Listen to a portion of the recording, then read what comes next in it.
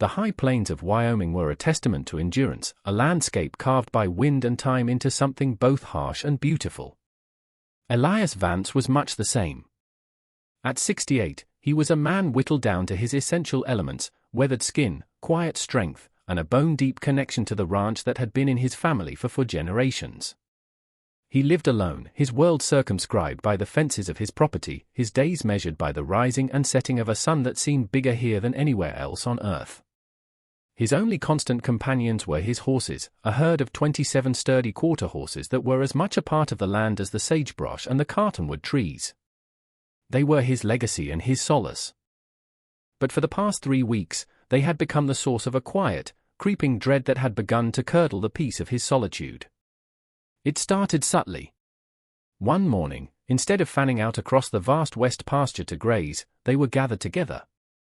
Not in a nervous, defensive circle as they would if a predator were near, but in a straight, unnatural line. Every single one of them, from the youngest colt to the oldest mare, stood stock still, their heads raised, their ears pricked forward. They were all facing the exact same direction, their collective gaze fixed on a nondescript patch of ground near a skeletal cluster of old cottonwoods about 100 yards from the fence line. It was an eerie, silent vigil. Elias had tried to dismiss it at first, chalking it up to some quirk of animal instinct he couldn't comprehend. He'd ridden out, his voice a familiar, gentle rumble, trying to break their trance. They had responded, but reluctantly, their movement sluggish as if breaking a powerful spell. The next morning, they were back in the same formation, a silent, equine regiment staring at nothing. The behavior grew more obsessive with each passing day. They would barely eat, their usual morning hunger ignored in favor of their strange duty. They drank from the trough only when their thirst became unbearable, then immediately resumed their positions. Their coats, usually gleaming with health, began to dull. Elias's lead mare, a magnificent white horse named Ghost he had raised from a foal, was the most resolute. She stood at the head of the line, her posture rigid, her intelligent eyes locked on that patch of barren earth with an intensity that chilled him to the bone. It wasn't the stare of a horse spotting a rabbit or a coyote. It was something deeper, a focus that seemed to bypass the physical world and see into the very soil itself. The silence was the worst part. There was no whinnying, no stomping, no sound at all. Just the whisper of the wind through the dry grass and the unnerving sight of 27 horses, united in a shared, inexplicable obsession, bearing witness to a secret only they could perceive. The 4th week began with a heavy, oppressive stillness. The air was thick, and the sky was the color of a faded bruise. Elias stood on his porch, a mug of coffee growing cold in his weathered hands, and watched the familiar, disturbing tableau in the west pasture. The horses were there, of course. A silent, unwavering line against the horizon. He had exhausted all logical explanations. He'd walked the fence line for breaks, searched for signs of predators, and checked the ground for strange plants they might have ingested. He found nothing. The land was exactly as it had always been, yet his animals were transformed, held captive by an invisible force. He could no longer abide the mystery. The sight of them, so stoic and so troubled, felt like a personal accusation. They were his animals, his responsibility, and their silent plea was one he could no longer ignore. He set his mug down with a decisive click, the sound sharp in the morning quiet. He pulled on his worn leather boots, grabbed his sturdiest shovel from the barn, and began the long walk toward the cottonwoods. Each step felt deliberate, heavy. The dusty ground seemed to cling to his boots, as if trying to hold him back. The horses did not turn to look at him as he approached. Their focus remained locked on the spot, but he could feel their awareness of his presence, a subtle shift in the energy of the herd. It was as if they were thinking, finally. As he drew closer, the air grew colder. It was a distinct, unnatural chill that had nothing to do with the morning temperature. It clung to his skin, raising the hairs on his arms. He stopped just a few feet from the place that held his horses in thrall. It was nothing. Just a patch of sun-baked earth, slightly depressed, with a few hardy weeds clinging to life. There was no marker, no disturbance, nothing to distinguish it from any other square yard of his vast ranch. Yet standing there, he could feel it too. A profound sense of wrongness, a resonant sorrow that seemed to emanate from the ground beneath his feet. He looked back at Ghost. The mare's gaze met his for a fraction of a second, and in her dark, deep eyes, he saw not fear, but a grim confirmation. "Here," she seemed to say. "It's here." He gripped the shovel, its familiar wooden handle a small comfort in the face of the unknown. He knew, with a certainty that defied logic, that he was about to unearth something that should have remained buried. The land had a memory, and for some reason, it had chosen his horses to be its voice. He took a deep breath, the cold air stinging his lungs, and plunged the shovel's blade into the hard, unforgiving earth. The ground was stubborn, a packed mix of dry clay and stone that fought him with every thrust of the shovel. The sun climbed higher, beating down on his back, and sweat traced paths through the dust on his face. For the first hour, he found nothing but more dirt, more rocks. A part of him began to feel foolish, a crazy old man digging a hole in his own pasture because his horses were acting strange. He paused, leaning on the shovel, and wiped his brow with the back of his hand. He glanced over at the herd. Not a single horse had moved. They were his silent, stoic jury, their unwavering vigil shaming his doubt. Their certainty became his. He set his jaw and went back to work, digging with a renewed, almost frantic energy. He dug deeper, the hole now nearly 3 feet down. The soil began to change, becoming darker, softer. Then, it happened. The shovel struck something that wasn't a rock. It made a dull, soft thud, a sickening sound of metal on something yielding. He froze, his heart hammering against his ribs. Slowly, carefully, he dropped to his knees and began to clear away the loose dirt with his hands. His fingers brushed against a coarse, oily fabric. It was an old piece of oilcloth, rotted and brittle with age. It flaked away under his touch, revealing what it had been protecting. He recoiled, snatching his hand back as if burned. A bone. It was long and slender, unmistakably a human ulna, the yellowed ivory of it stark against the dark earth. He stared, his breath catching in his throat. The mystery of the horse's behavior was solved in an instant, replaced by a much larger, more terrifying one. He worked with a grim purpose now, his hands gentle as he excavated the rest of the shallow grave. He uncovered a full skeleton, folded in on itself in the cramped space. The bones were ancient, stained by the soil they had inhabited for what must have been a very long time. A few tarnished metal buttons lay scattered near the ribcage, the last remnants of a long-decayed shirt. This was no forgotten pioneer grave. This was a hidden thing. A secret buried in haste and meant to stay buried forever. Elias sat back on his heels, the shovel lying forgotten beside the pit. He looked from the human remains to the silent line of horses. They had known. Their animal senses, more attuned to the echoes of life and death than any humans, had detected the profound violation that had occurred on this spot. They had stood their long vigil not out of fear, but out of a kind of instinctual reverence, a need to bear witness to a life that had been violently erased and forgotten. The question was no longer what they were staring at, but who he had just unearthed.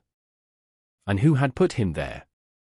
The silence of the pasture was shattered by the distant, familiar rumble of an engine. Elias looked up, his body tensing, and saw a cloud of dust rising from the long dirt road that led to his ranch. A pickup truck, its paint sun-faded and chipped, was making its way toward him. He knew that truck.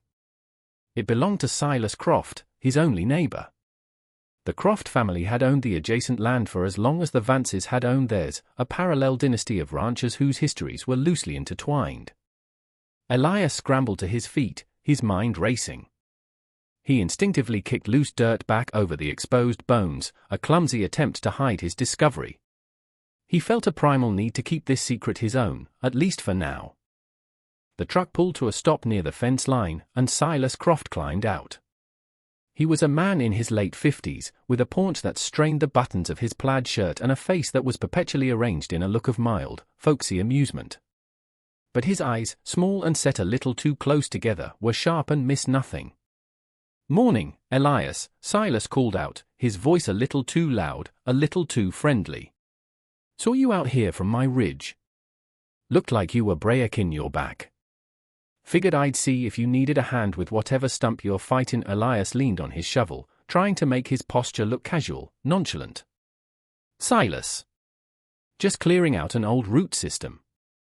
Stubborn 1 inch, he kept his body positioned between Croft and the disturbed earth. Silas ambled closer to the fence, his gaze sweeping over the scene. He noted the depth of the hole, the pile of excavated dirt, the sweat on Elias's brow. His eyes lingered for a fraction of a second too long on the ground at Elias's feet. The folksy smile didn't waver, but a new light flickered in his eyes. A calculating glint. That's some root, he said slowly. He glanced over at the horses, who stood as still and silent as statues. Your herd's been acting mighty peculiar lately. Seen 'em from my place. Just standing there. Staring. Like they're seeing a ghost. The word hung in the air between them, charged with unspoken meaning. Elias's heart gave a hard thump. Animals are strange sometimes, was all he could manage. Silas nodded, still smiling, but the smile no longer reached his eyes. He leaned against a fence post, a picture of casual neighborliness, yet his presence felt like a physical weight, an intrusion. You know, my granddaddy used to say this land has long memories. Best not to go digging up old trouble, you know? Some things are better left buried. The words were delivered with the same friendly tone, but they landed like a punch. It was a warning. Clear, direct, and deeply menacing. Silas pushed himself off the post. Well, you let me know if you need that hand. He gave a final, searching look at the ground, then turned and walked back to his truck, leaving Elias standing alone in the oppressive silence, the hidden threat echoing louder than any spoken word. That night, sleep offered no refuge. Elias sat in the worn leather armchair in his study, a single lamp casting long, dancing shadows across the room. The house, usually a source of comfort and familiarity, felt alien and confining. The discovery in the pasture had unearthed more than just bones, it had disturbed the very foundations of his world. Before him lay a choice, stark and unavoidable. The law was clear. He should call Sheriff Miller, report the human remains, and let the authorities take over. It was the proper, sensible thing to do. A quiet, orderly transfer of responsibility. He could wash his hands of it, let professionals handle the dark history that lay buried in his soil. But Silas Croft's voice kept echoing in his mind, a low and venomous whisper. Best not to go digging up old trouble. It wasn't a piece of friendly advice, it was a threat wrapped in country charm. The Croft family was large, with roots that ran deep and tangled throughout the county. They had influence. Involving the law would be like kicking a hornet's nest. He had no proof that Silas was connected to the body, only a gut feeling and a thinly veiled warning. But that feeling was strong as the chill he'd felt standing over the grave. The alternative was equally unsettling. He could take his shovel, go back out under the cover of darkness, and rebury the bones. He could fill the hole, smooth the earth, and pretend none of this had ever happened. He could heed Croft's warning, retreat into the safety of ignorance. Self-preservation was a powerful instinct, and it screamed at him to choose this path. He could sell the ranch, the place his father and his grandfather had poured their lives into, and walk away. Leave the land and its dark secrets to someone else. He looked out the study window, across the moon-drenched yard to the west pasture. Even in the silvery light, he could make out their shapes. The dark, silent forms of his horses, still standing their vigil. They hadn't abandoned their post. They hadn't chosen the easy path. They were waiting. Waiting for him to honor the wrongness they had sensed, to give a name to the forgotten soul in the earth. Their loyalty, their strange and unwavering morality, felt like a judgment on his own fear. Could he betray that? Could he turn his back on the silent trust they had placed in him? What would you do? Would you call the authorities and risk the wrath of a dangerous neighbor? Or would you bury the truth to save yourself, becoming complicit in a silence that had already lasted for generations? The choice wasn't just about a pile of old bones. It was about who he was, and what he owed to the land that had sustained his family for a century. The decision settled in his soul not with a crash, but with a quiet, grim resolve. He could not rebury the bones. He could not walk away. Before he brought the law into this, however, he needed to understand what he was facing. Silas Croft's threat wasn't born of abstract suspicion, it was rooted in knowledge. To confront that, Elias needed knowledge of his own. He needed history. He pushed himself out of the armchair and headed for the attic, a place he hadn't set foot in for years. The air upstairs was thick with the scent of old paper, cedar, and time itself. Dust motes danced in the single beam of light from a bare bulb. Boxes and trunks were stacked high, a silent archive of the Vance family legacy. He began to search, his hand sifting through forgotten letters, faded photographs, and brittle account ledgers. He was looking for a whisper, a hint of any conflict or disappearance connected to the West pasture. After nearly an hour, he found it. Tucked away in a corner was a heavy, sea-worn trunk that had belonged to his great-grandfather, Hezekiah Vance. The lock was rusted shut. He went back downstairs for a crowbar, the tool feeling heavy and purposeful in his hand.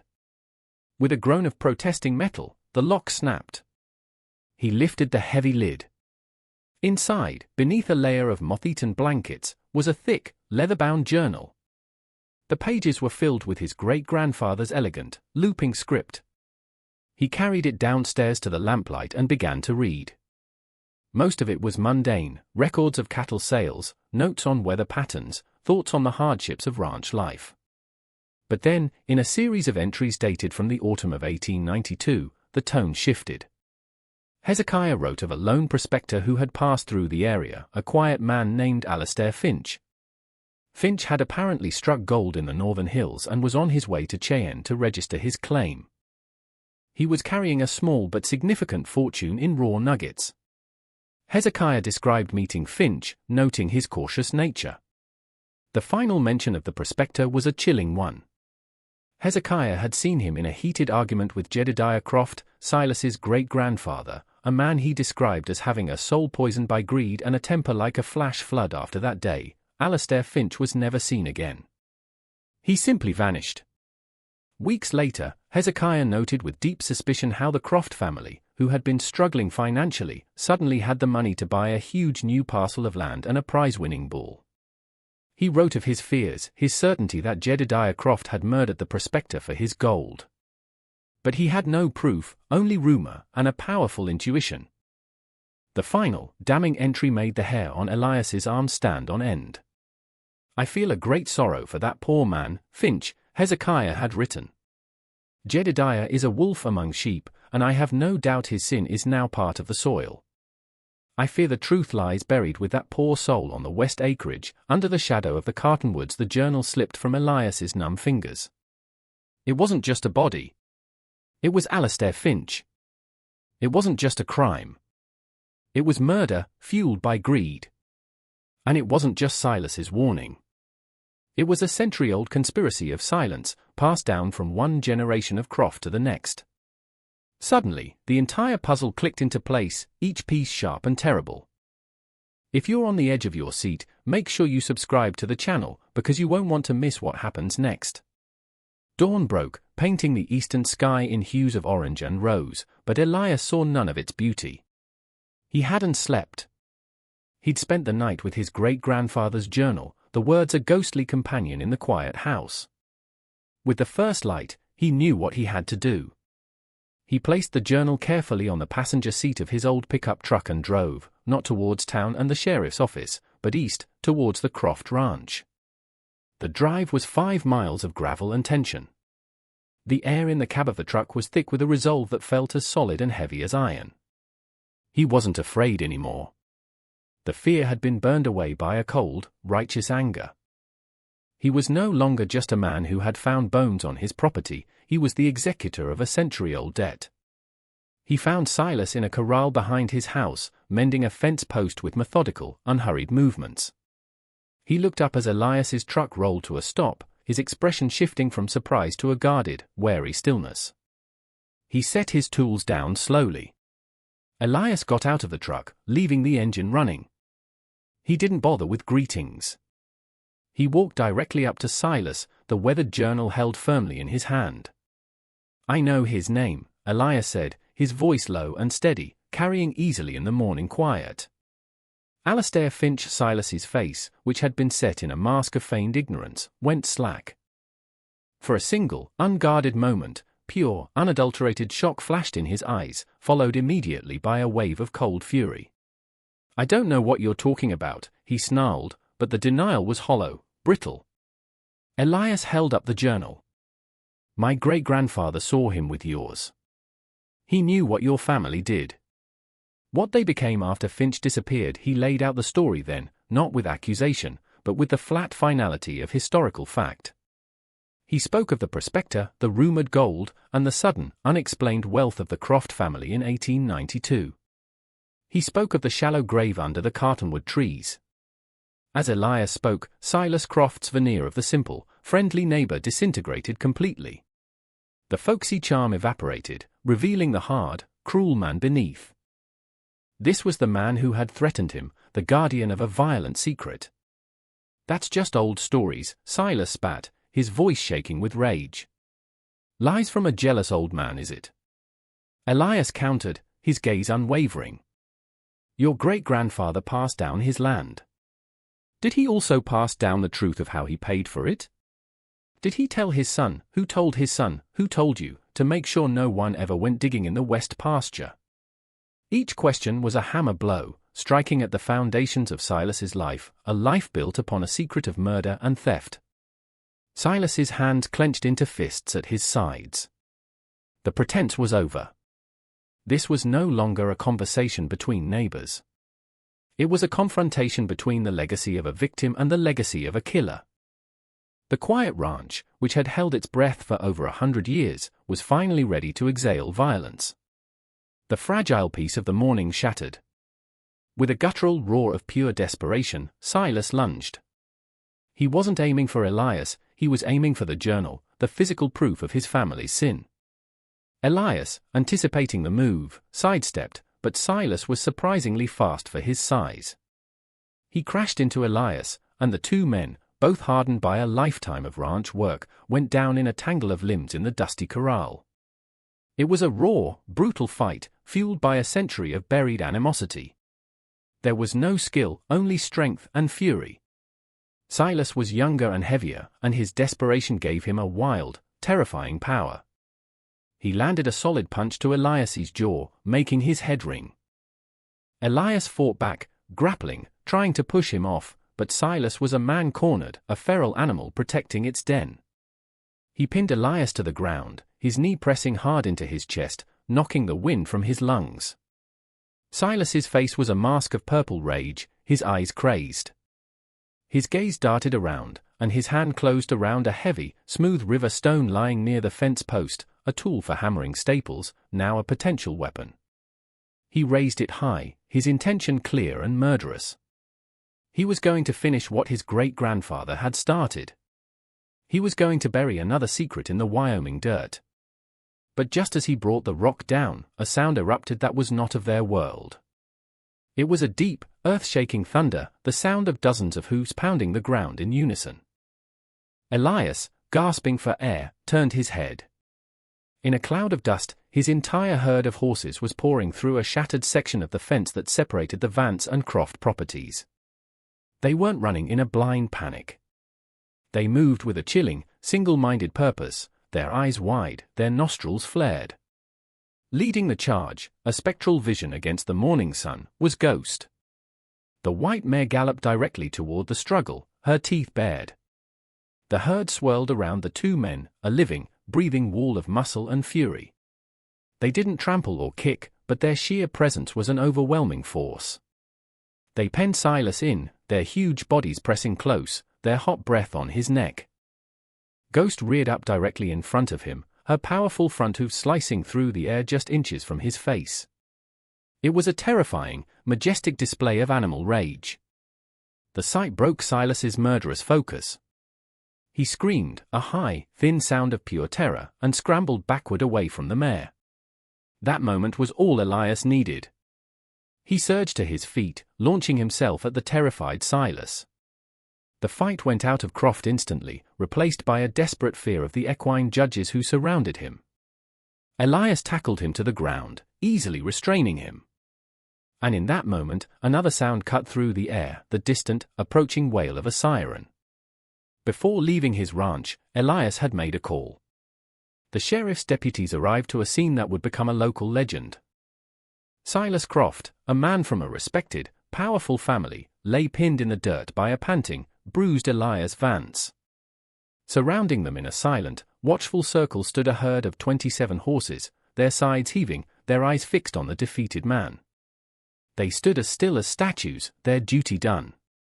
The journal, which had fallen nearby during the fight, provided the motive and the historical context. The bones, which Elias directed the sheriff to, provided the irrefutable evidence. Faced with the convergence of past and present, Silas Croft broke. In a rambling, tearful confession at the station, he admitted everything. The story of Jedediah Croft and the murdered prospector, Alastair Finch, was a dark family heirloom, passed from father to son with a solemn vow of silence.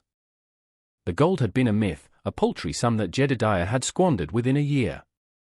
The murder, it turned out, was over nothing more than a drunken argument and a flash of violent pride. For over 100 years, the Croft family had lived under the shadow of a pointless, brutal secret, guarding a legacy built not on wealth, but on a lie. The wheels of justice, though grinding slow, finally caught up.